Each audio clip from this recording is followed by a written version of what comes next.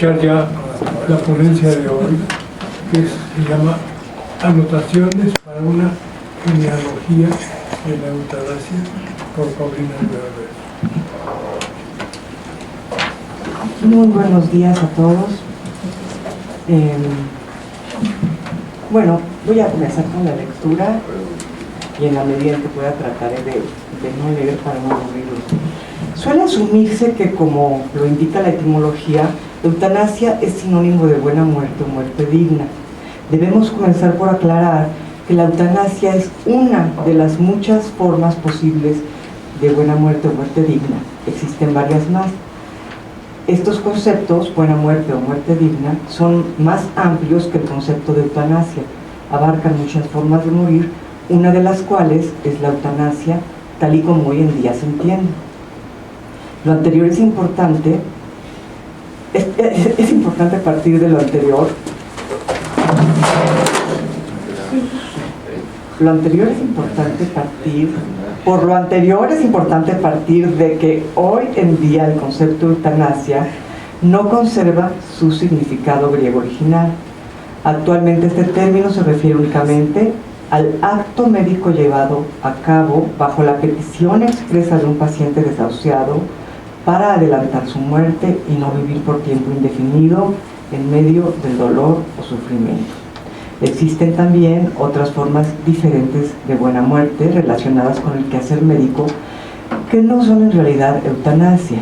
Tenemos, por ejemplo, el suicidio médicamente asistido, en el cual, a diferencia de la eutanasia, no es el médico quien provoca la muerte, sino se limita a proporcionar al paciente los medios para que él acabe con su propia vida. Otra forma es la sedación paliativa, en el cual el médico administra fármacos que sedan al paciente terminal, con lo cual reducen el dolor y la conciencia del mismo. Esta es bastante usual en México y el paciente puede esperar la muerte en condiciones relativamente aceptables. Completamente ajena a estas formas de morir resulta la llamada ortotanasia, defendida en ocasiones por la Iglesia Católica. Esta implica dejar al enfermo morir de muerte natural sin ayudarle a ello. Esta forma de morir es bastante cruel cuando no se cuenta con la ayuda de cuidados paliativos. Aún más distante, ya en el extremo contrario de una buena muerte, se encuentra la llamada distanasia, la lucha por mantener al enfermo vivo, pase lo que pase, cueste lo que cueste, aun cuando no haya esperanza alguna de que se recupere ni de que en caso de lograrlo tenga una buena calidad de vida. Como es evidente, todas estas prácticas suelen referirse a pacientes desahuciados que viven en un irremediable dolor. Pero no son únicamente ellos los que pueden requerir la eutanasia.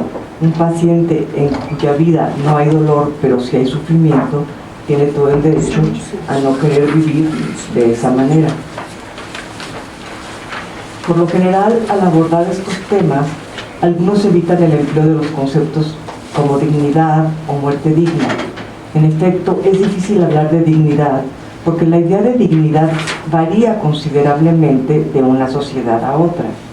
Para algunas tribus de China antigua, era completamente indigno que un adulto maduro conservara vivo a su viejo padre.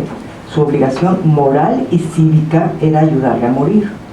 Quien no hiciera esto acabaría en prisión y sería percibido como un individuo indigno de su padre. La idea de dignidad no varía solamente de una sociedad a otra. Lo que es digno para una persona puede ser indigno para otra, y por ello solamente la persona misma puede saber lo que considera digno o indigno para su vida. Sucede exactamente lo mismo con el término calidad de vida, que si bien puede ser un poco más objetivo, finalmente esconde el mismo problema.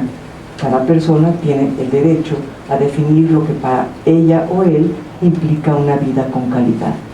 Pensemos, por ejemplo, en un tetrapléjico que, aún sin tener dolor, puede considerar que no cuenta con una calidad de vida adecuada.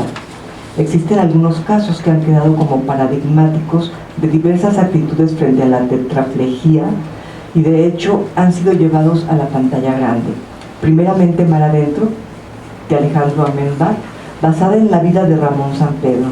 En segundo lugar, la versión cinematográfica de la novela Me Before You, Yo antes de ti, de Yo-Yo Moyes, realizada por T. Sharrock. Por último, por supuesto, Untouchables, película francesa dirigida por Oliver Natch y Éric Toledano, inspirada en la vida del conde Philippe Pozo Viborgio, autor del libro Les Seconds Soufflés.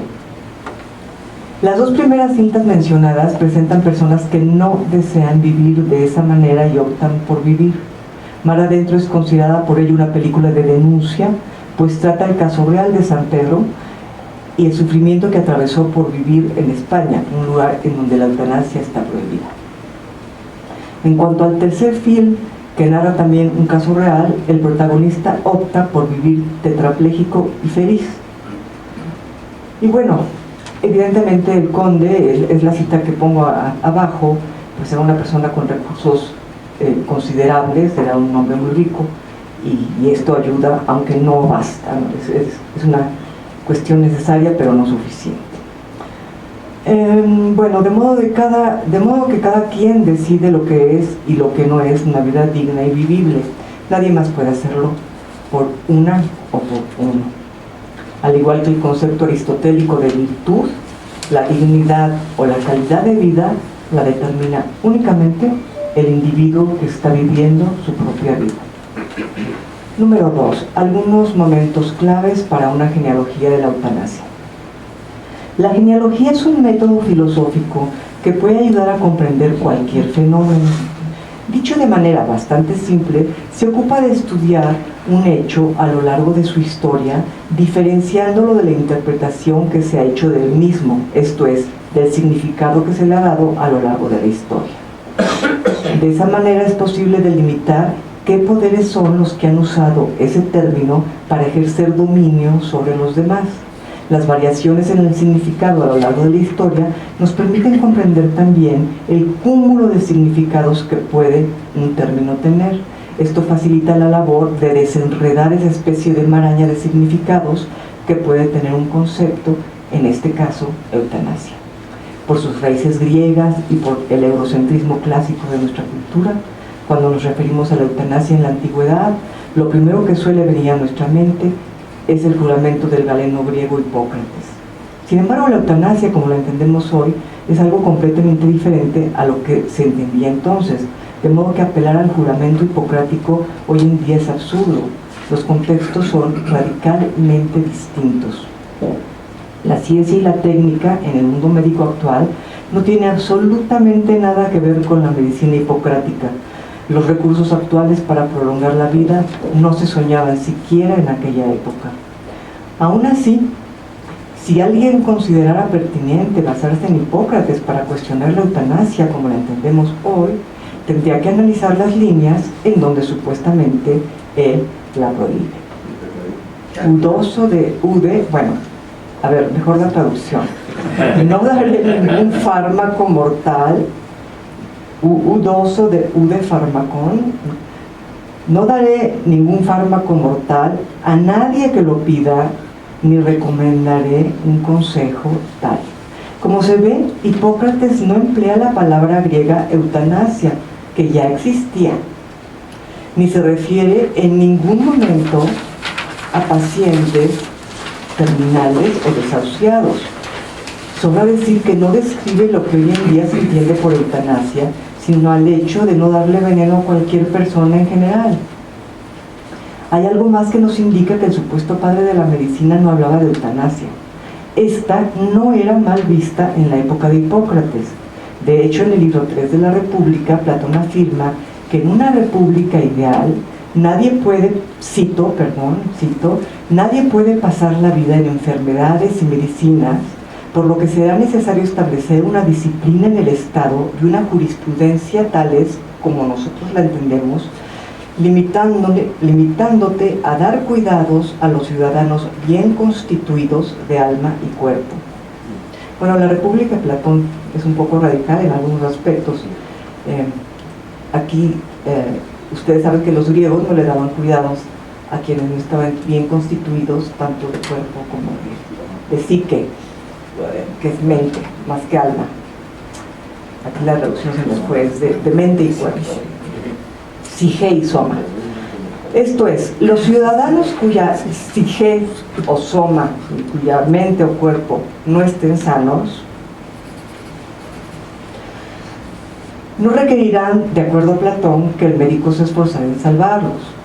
Por su parte, Epicteto veía la muerte como una cuestión de libertad individual. Cito: la vida a veces no tiene rumbo alguno y solo provoca sufrimientos tanto para el enfermo y para sus familiares. Es por eso que el enfermo tiene el derecho a decidir. Fin de la cita. Esto se apunta sin duda a la eutanasia, como ya entendemos. La preocupación de Epicteto tenía que ver con la libertad que cada individuo tiene sobre su propia vida. Si no somos dueños de nuestra propia vida, ¿de qué lo somos? Poco después del pensamiento clásico griego, la antigüedad romana dejó plasmada su idea de la eutanasia de una manera coloquial y casi cotidiana en su ahora famosa sentencia: Felici vel honesta, morte mori, norte mori. Morir una muerte feliz y honesta. El filósofo romano Séneca consideró que la ley eterna fija un solo modo de iniciar la vida, pero varios para salir de ella. Para él, cito, es al hombre a quien corresponde decidir libremente sobre el sentido y su capacidad de soportar su existencia en el cuerpo. Esto es, Séneca considera que solo cada individuo puede decidir sobre su propio cuerpo. Y a la vez aconsejaba una sana relación tanto con la vida como con la muerte. Cito: no se debe querer demasiado a la vida ni odiarla demasiado, sino buscar un término medio y ponerle fin cuando la razón lo aconseje. Me parece importante detener la genealogía en Séneca, porque para él la cuestión de elegir el momento de la eutanasia no implicaba huir de la vida, sino saber dejarla. Pues, cito, es preferible quitarse la vida a vivir una vida sin sentido y con sufrimiento. De manera coherente a lo anterior, ante la tortura y la violencia que le esperaba en manos del tirano, Séneca optó por morir rodeado de sus más cercanos amigos y familiares, cortándose las venas y tomándose cicuta. Paulina, su mujer, decidió seguir su ejemplo para evitar los mismos males, ante lo cual Séneca expresó: yo te había sugerido la resignación ante la vida. Tú, Paulina, prefieres el honor de morir. No me opondré a tal ejemplo. Sea igual entre nosotros la constancia en un fin tan generoso, pero en él tú consigues la mayor gloria. La mayor gloria es cuando se puede elegir con absoluta libertad cómo y cuándo morir. Para Séneca, elegir la propia muerte no requería estar enfermo, sino simplemente elegir morir para evitar un mal mayor a la muerte. Si recuerdan, Séneca, cuando Séneca elige morir, es cuando cae el Imperio Romano después de Nerón y viene todo este periodo de los cuatro emperadores, emperadores, en el que de todas maneras lo hubieran matado y torturado, ¿no?, por haber sido consejero de los anteriores. Si a ello debemos llamar eutanasia o suicidio es algo debatible, pero lo fundamental es que para Séneca se trataba de una cuestión individual y era una acción digna de alabarse, porque como lo dirá también Marco Aurelio, cito, una de las funciones más nobles de la razón consiste en saber si es o no tiempo de irse de este mundo.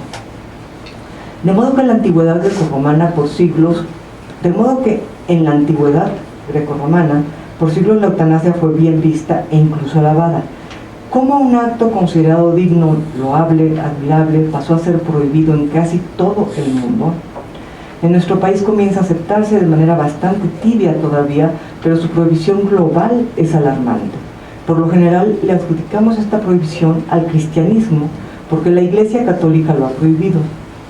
Lo anterior es un error. Es notable que en toda la Biblia no existe una sola mención a la eutanasia, ni en el Antiguo ni en el Nuevo Testamento. Tampoco existe concepto alguno que pueda referirse a este acto en sí.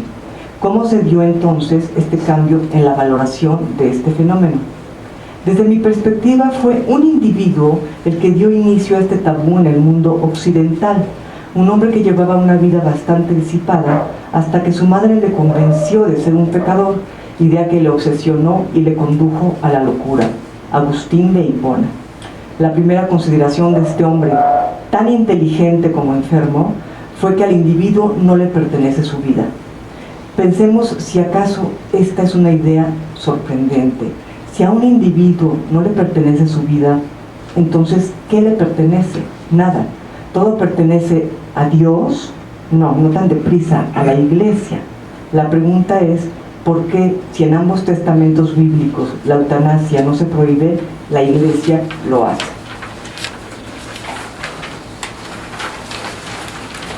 La respuesta radica en la política del poder propia de las instituciones seculares. En este sentido, el obstáculo fundamental pareciera ser de orden político, no religioso. Recordemos que la religión siempre ha incidido en la política y ha sido un factor de cohesión social. Ya en la antigua Grecia, Sócrates fue condenado a muerte por cuestiones políticas, pero para ello se esgrimieron razones religiosas.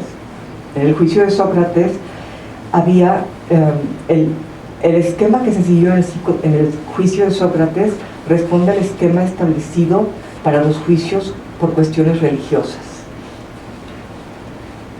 y en el fondo eran cuestiones políticas. Esta incidencia de las ideas religiosas en la política no ha cesado a lo largo de la historia. La religión continúa siendo un factor de cohesión en los pueblos, de ahí que aquello que la Iglesia prohíbe difícilmente puede ser despenalizado por el poder estatal. Cuando éste lo logra es a costa de muchos enfrentamientos con el poder eclesiástico, como se ha hecho notar en el caso de la despenalización del aborto en la Ciudad de México. Lo sorprendente es que la fuente originaria de la religión dominante en este país, esto es la Biblia, no prohíba la eutanasia y el poder eclesiástico secular lo haga. Esto permite ver que el obstáculo para legalizar la eutanasia en todo el país no ha sido tanto la religión, sino el vil y terrenal control político de un pueblo, porque insisto, si un individuo no es dueño de su vida, ¿de qué es dueño? Y si un individuo no es dueño de su vida, ¿quién es su dueño? La respuesta, como sugerí, no es Dios, sino el poder político que detentan individuos tan ignorantes como supersticiosos. Digo lo anterior porque en nuestro país el poder político de la Iglesia Católica no se encuentra en las manos de grandes teólogos. Ellos están en las universidades enseñando teología. El poder político en el ámbito religioso del catolicismo lo han asumido individuos mediocres e ignorantes con aspiraciones mundanas de poder, y son ellos los que se declaran contra cualquier medio que empodere al individuo y lo haga sentirse dueño de su propia existencia y con derecho a decidir sobre la misma. Cualquier institución será más poderosa si logra que cada ciudadano de la sociedad asuma que su vida, su propia vida, no le pertenece. Le pertenece a un ente superior del cual ellos, y solamente ellos, son representantes. Bonita fórmula. 3. México, ¿Estado laico? En México el laicismo tomó su forma definitiva con Juárez, quien construyó una república laica. Como sabemos, desde la conquista española se impuso un estado confesional que se caracterizó por la intolerancia religiosa y el barbarismo de los llamados reyes católicos y sus conquistadores.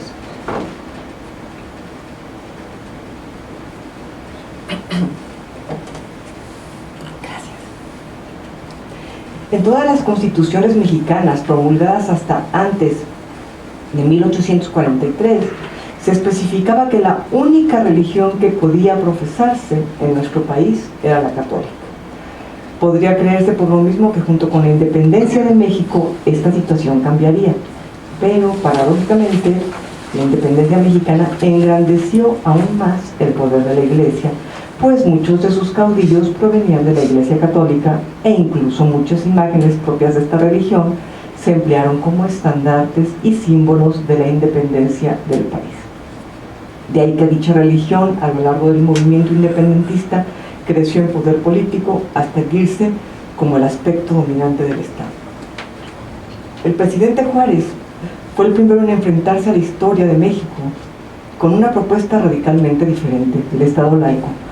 Promulgó la separación del poder de la Iglesia y del poder político y, por supuesto, del poder económico. Derogó las leyes que exigían el pago de diezmos a la Iglesia Católica y aún antes de ser presidente, como gobernador de Oaxaca, terminó con la costumbre fuertemente arraigada de las autoridades políticas de que las autoridades políticas asistieran a ceremonias religiosas de carácter oficial. Posteriormente, como sabemos, nacionalizó los bienes del clero y llevó a cabo algo fundamental: defendió la libertad religiosa hasta entonces prohibida. Algunas de sus razones fueron expuestas en una carta a sus hijos, en donde delimita y explica su sentir respecto a la religión en general. El Estado laico creado por Juárez no es necesariamente un Estado ateo, como incorrectamente se puede creer. Un Estado laico es aquel en el cual toda creencia religiosa se encuentra ajena al propio Estado, el cual se maneja de una manera independiente a las diferentes creencias religiosas que tienen por igual el mismo derecho a existir. 4. Una mirada final a la filosofía. Qué solitaria se encuentra la filosofía en el mundo. Tantas y tantas palabras para no ser escuchadas. Desde la antigüedad, la filosofía ha expuesto los conceptos básicos que deben enarbolar la eutanasia, e incluso después del medioevo ha superado en muchas ocasiones los diversos oscurantismos que pretendieron quitar al individuo lo único que le pertenece: decidir sobre su propia vida. Un ejemplo temprano de esta superación del oscurantismo medieval lo encontramos en Francis Bacon, quien en 1623 vuelve a emplear el término eutanasia, retomando con ello el arte de morir como arte de vivir. A esta tradición agrega la propuesta de que el médico puede ayudar al enfermo a morir, siempre y cuando ésta sea la voluntad del paciente. Cito a Bacon: hay quien se ha convencido de esto y termina con su vida, ya sea voluntariamente a través de la abstención de recibir alimentos, o expuesto a dormir y encuentra salvación sin darse cuenta de la muerte. Contra su voluntad no se debe matar a nadie y se le debe prestar cuidados igual que a cualquier otro. Después de Bacon son muchos los pensadores que han defendido la eutanasia, porque no se trata solamente del derecho a decidir morir. La cuestión de fondo, digamos la cuestión filosófica, va mucho más allá de ello. Lo que se juega en la opción de la eutanasia es el principio de autonomía y libertad individual. Un individuo tiene todo el derecho a ser libre y autónomo mientras no viole los derechos de los demás. Prohibir la eutanasia o limitarla a ciertas definiciones erróneas es violar el derecho a la libertad y autonomía individual más elemental. Conclusión final: saber anticiparse. México comienza a avanzar muy paulatinamente en la legislación de prácticas que defienden la autonomía y libertad individuales. Aún así, gran parte de las veces, la eutanasia puede aplicarse cuando el individuo ya no está en condiciones de expresar su deseo de hacerlo. Por eso es necesario anticiparse al momento, decidir en qué condiciones no se quiere vivir y dejarlo notariado. Todo médico debería exigir a su paciente un documento de voluntad anticipada en formato libre, del cual el paciente puede en cualquier momento retractarse, por supuesto. Es difícil que ante un escrito de esta índole los médicos caigan en el encarnizamiento médico. Se pensará ahora que el problema que surge es el de la objeción de conciencia. En efecto, es un problema que puede resolverse a través de la educación. Si hacemos que nuestros médicos continúen jurando lo que Hipócrates juró hace milenios, no siglos, milenios, el panorama ciertamente no es muy favorecedor. Educación, eso es lo que requerimos para resolver los problemas de conciencia. Y eso es lo que hacemos en la universidad, educar. Lo que no cambia, no crece. Quizá haya llegado el momento de transformar el tan romántico como descontextualizado juramento de Hipócrates en nuestra universidad. Muchas gracias. Muchas gracias a la consideración de ustedes, la reflexión expresada por la doctora Paulina. Mari Blanca.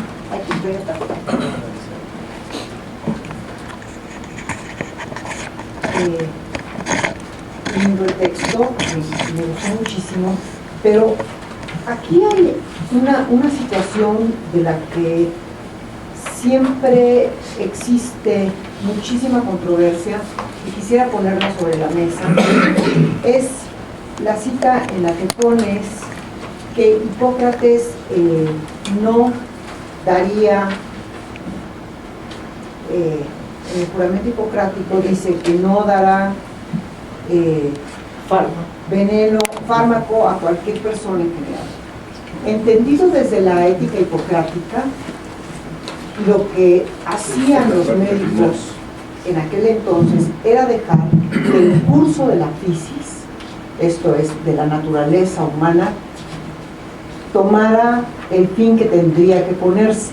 Y de allí la importancia del texto de los pronósticos de Hipócrates, en donde se describe claramente cuándo una gente va a morir y se describen las fases hipocráticas y todos los signos y síntomas que un paciente tiene cuando va a morir. Entonces, son en esas condiciones graves en donde el médico hipocrático no podía intervenir. Esto creo que ha sido un gran malentendido porque han tomado esta frase textual para decir que el médico no está autorizado para dar veneno. Fármaco es veneno y es: no haré ninguna intervención que prolongue la vida, ni daré ninguna intervención que modifique el curso de la fisis cuando ya está determinado. Y de allí todos los aforismos y todos los pronósticos te marcan perfectamente bien que el médico hipocrático lo que hacía era ayudar a la fisis a recuperarse, y está escrito en los casos clínicos que tiene, o en su defecto, si ya no podía hacer, absolutamente por la daita, que eran todas las medidas generales y los medicamentos, la alimentación, el ejercicio, el sueño, no podían hacer nada, lo dejaban a libre curso. Entonces yo creo que sí es importante mencionar esto porque se ha prestado a malinterpretaciones. Gracias. Entonces, ¿estarías de acuerdo en que no se está refiriendo a la eutanasia? No se está refiriendo a la eutanasia.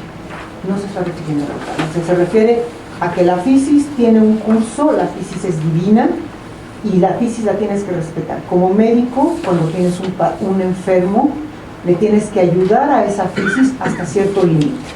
Y hay dentro de los aforismos, dentro del libro de los pronósticos, dentro de toda la obra hipocrática, te dice en dónde actuar y en dónde no actuar y cuáles son los límites del ejercicio médico, situación que es la que en la actualidad no ocurre. Pero tú sí estarías de acuerdo pues conmigo en que no está refiriéndose a la eutanasia. Exacto. Ok. Doctor Carlos, ¿sí? Bueno, primero felicitar a la doctora Paulina por dos cosas. Primero, porque nos hace reflexionar muchísimo. Nos deja abierta la puerta a una discusión interminable, en donde cada quien podemos expresar algunas cosas y probablemente ninguno acabemos teniendo la razón al respecto. Creo que todo esto, si lo viéramos en el presente, tiene mucho que ver con las discusiones legales de si se debe de permitir o no, y la inmersión actualmente en todas las relaciones con los cuidados terminales de las enfermedades y las leyes al respecto. Entonces, yo creo que para los médicos el hecho de simplemente amarrarse las manos y ver cómo evoluciona una enfermedad es sumamente difícil porque nos enseñaron a tratar de salvar la vida.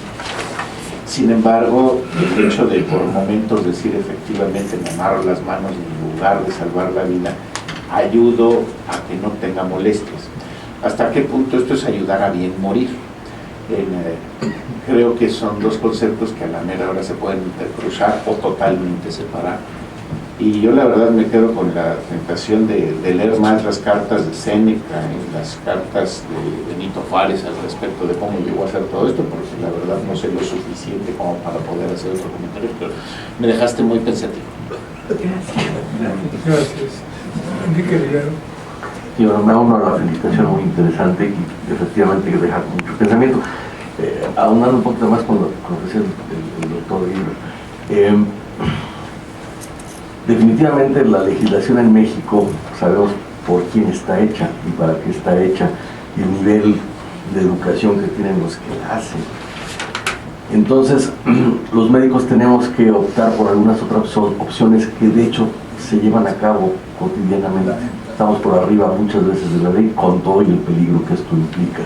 Yo recuerdo perfectamente bien en varios hospitales de ginecobstetricia donde cuando en el Distrito Federal era prohibido el aborto por cualquier causa, había un comité de ética donde nos juntábamos, se juntaban los que estaban en el comité de ética, y se definía si era conveniente o no interrumpir el embarazo. Entonces nos estábamos juntando para evadir la ley, y muchas veces en perinatología, muchas veces se daba el dictamen de que se debía interrumpir el embarazo por aspectos médicos, cuando por ley no se podría haber hecho, y sin embargo una institución oficial lo estaba haciendo. Entonces lo que nosotros tenemos que hacer es, como bien dices, tratar de educar al médico lo más que se pueda y seguir haciendo lo que estamos haciendo ahorita, que es tomar ciertas acciones que están ética y moralmente bien llevadas a cabo cuando se hace adecuadamente con comités y demás, no a título personal, y que están por arriba de la ley inclusive. Gracias. Doctor Viesca. Bueno, primero que todo, Paulina, felicitarte, porque es un tema muy importante y además de candente actualidad.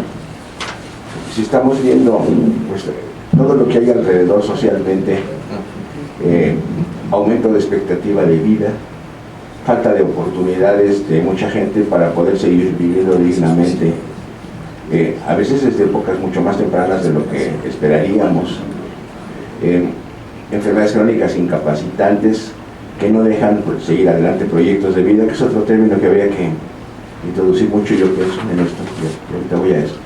Creo que es muy importante plantearlo aquí.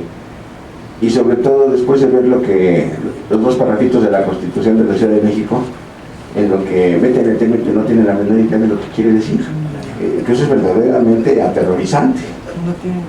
Sí. Pero bueno, entonces, dos cosas. Primero, al pobre de Hipócrates le echamos muchas culpas que no tuvo. El texto del juramento en el que aparentemente habla de eutanasia, y esto se presta a mucha discusión.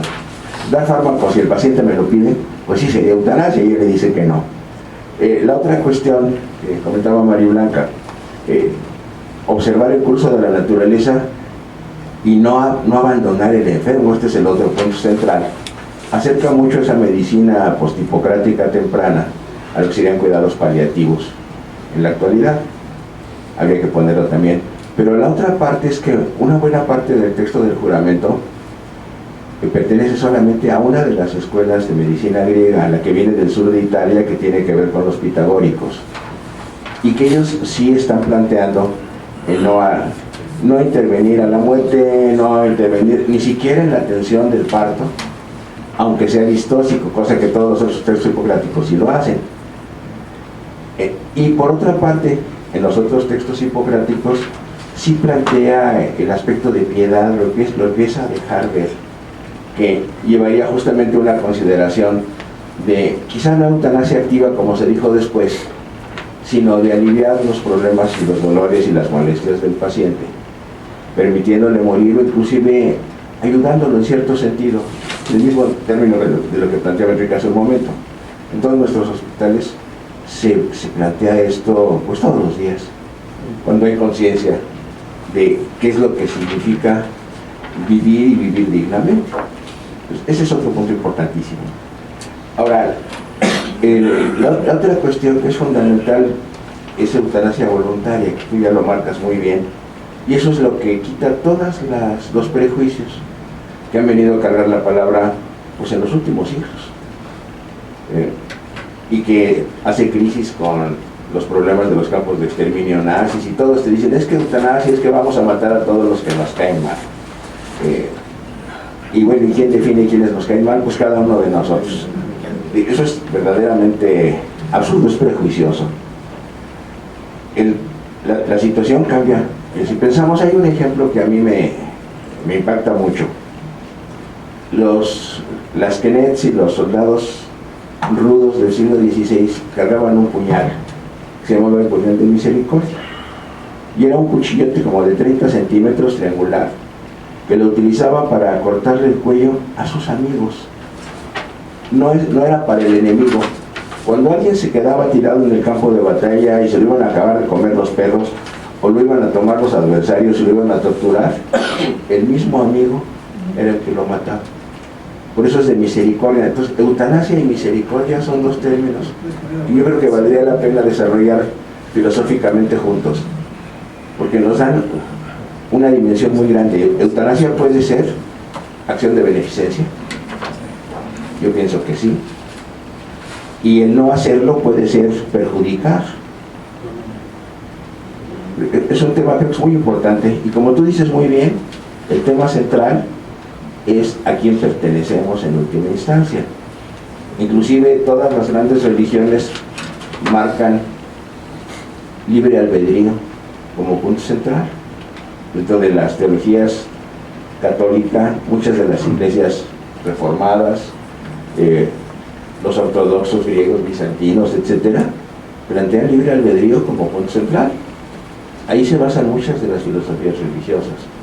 Y el asunto importantísimo es hasta dónde alguien, si lo planteamos en marcos religiosos, dentro de su creencia religiosa, hasta dónde alguien, en términos filosóficos, desde sus convicciones filosóficas de qué significa un sí mismo, se responsabiliza a decidir por sí mismo. Este es el punto central.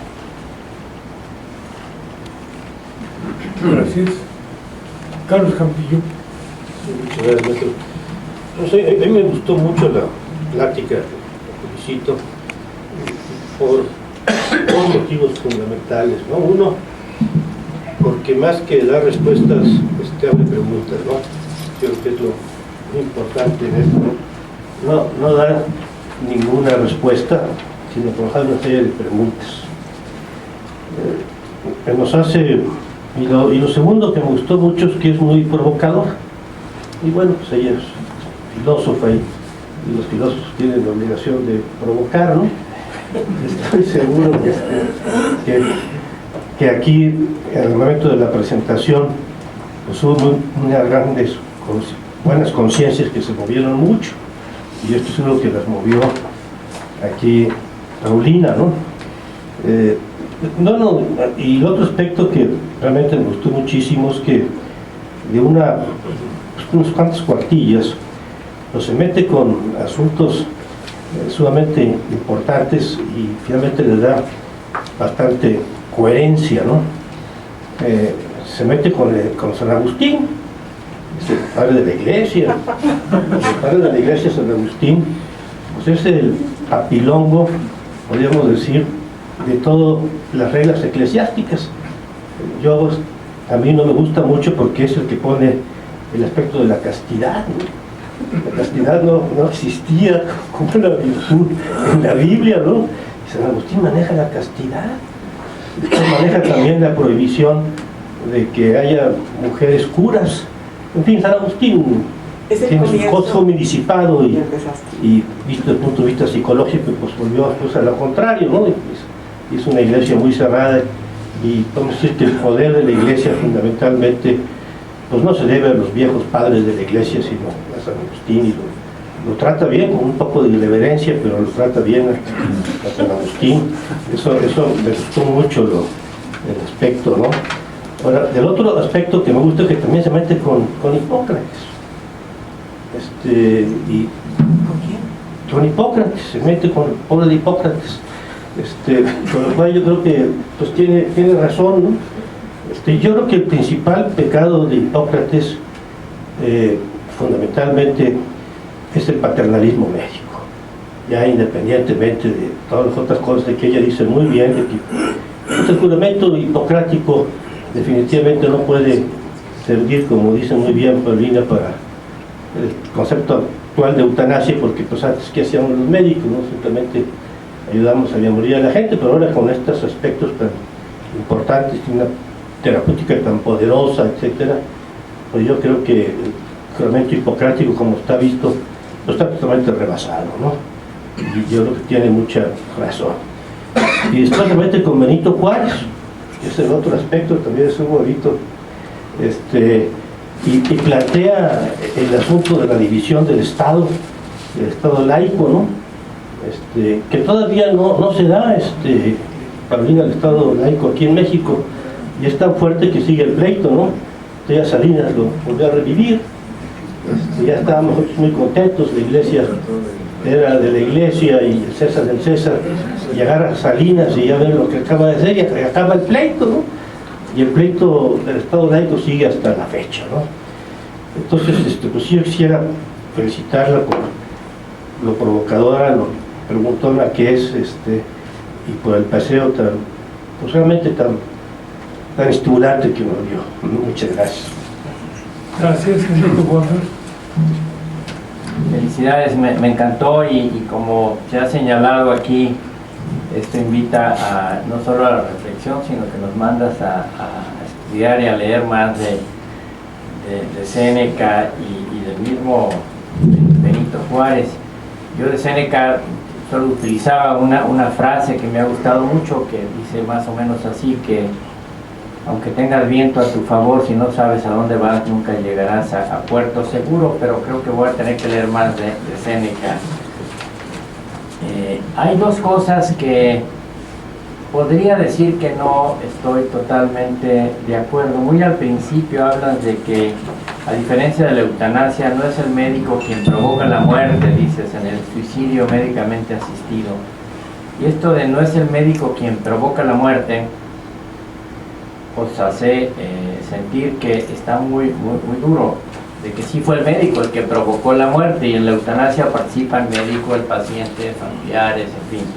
Hay muchas otras cosas, no es el médico quien provoca la muerte directamente, y al final, pues exigir a todo paciente un documento de voluntad anticipada a mí me parece imposible. El paciente llega con nosotros pues con otra idea de evitarla. Ya me imagino yo en mi consultorio pidiéndole a todos mis pacientes que firmen, van a pensar que lleva dedicatoria.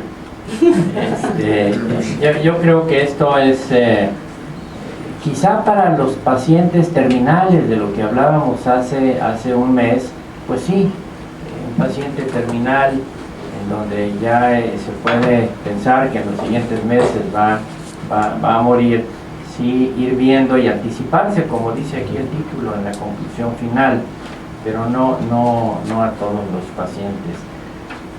Le decía al maestro Rivero hace un rato que ayer me llegó por internet, estas cosas que llegan ahí de gratis, de MedPage, y si quieren se los hago llegar, una reflexión de un médico especialista en cuidados paliativos de la Universidad de Rochester en Nueva York, y hablaba, me gustó la parte que no pude explicar yo muy bien hace un mes, del burnout, el síndrome de agotamiento de quienes se dedican a cuidados paliativos. Yo hablaba de un solo caso, porque a los gastroenterólogos pues no se nos mueren los pacientes. Sí, yo pienso que si fuera hematólogo, oncólogo, a lo mejor lo haría, pero este médico de cuidados paliativos pues pasa de una habitación a otra y va a tratar lo mismo, y que en ellos el burnout, el síndrome de agotamiento, sí debe ser terrible. Y cómo sugiere él que se le puede hacer, pues para tener estos breaks que él le llama de 5 a 10 minutos entre un caso y otro, y tomar un café o contestar correo o hacer cosas, porque debe ser terrible estar solo en eso e ir de habitación en habitación a plantear lo mismo. Felicidades,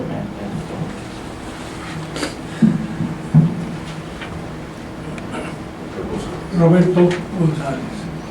Bueno, Paulina, pues efectivamente yo creo que nos hace pensar mucho con tus reflexiones y con todo lo que nos mandas a estudiar. Yo también voy a ver la cita esa que comentabas ahí de los médicos chinos. Yo creo que nos estamos este asunto de la eutanasia, y bueno, todo el paso que has hecho de cómo se ha tratado la palabra a lo largo de la historia, yo creo que también tiene una gran relevancia en la actualidad, porque nos estamos enfrentando a un gran paradigma, a un paradigma que no se presentaba, por ejemplo, a finales del siglo XIX, en el cual pues la esperanza de vida, pues estábamos, no sé, no recuerdo, pero quizá estábamos alrededor de los 50 años. 30 años, decían que los aztecas tenían 25 años de esperanza de vida.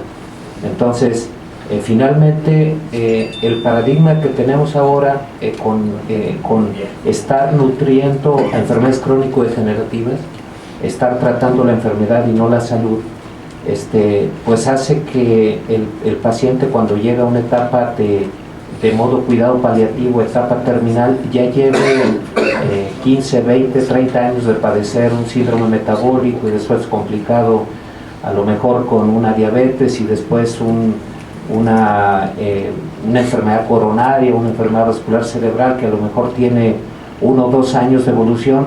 El paradigma es totalmente distinto al que se tenía, pues no se diga en el tiempo de Hipócrates, antes de la Segunda Guerra Mundial, antes de la aparición de las vacunas y de todo lo que ha prolongado la vida. Por esa razón yo digo que muy poca gente queda jubilada y la mayor parte de la gente queda pensionada. El jubilarse es llenarse de júbilo y pensionarse es llenarse de penas. Entonces, bueno, es una definición, ¿no? Entonces creo que estamos llenos de mucha gente pensionada, que se enfrenta ya al último etapa de su vida de una manera diferente a como se ha enfrentado, y creo que el médico debe de tomar debe de estar ajustándose a este nuevo paradigma, a esta nueva forma de entender la vida y por supuesto la muerte. Gracias. Bueno, pues si ya no hay otra reflexión, yo voy a hacer 2 reflexiones. Porque más que reflexiones son anécdotas. A mí también me ha hecho pensar mucho lo que Paulina ha escrito, aunque de todas maneras ella y yo hemos hablado mucho del tema. Pero quiero platicar de dos situaciones especiales. Hace unos 5 o 6 años, un amigo cercano, no médico, me habló por teléfono para decirme que su esposa había tenido una buena trombosis cerebral. Estaba inconsciente y yo le dije, pues yo creo que es justo que no le hagas mayor esfuerzo, déjala que se muera en paz. Y la señora se recuperó y el que se murió fue él.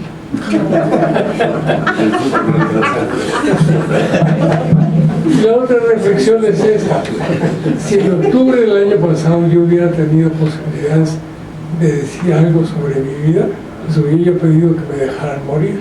De hecho lo pediste. Y afortunadamente no tenía posibilidades de explicar, porque pude seguir viviendo, no del todo muy bien, pero estoy vivo. Gracias.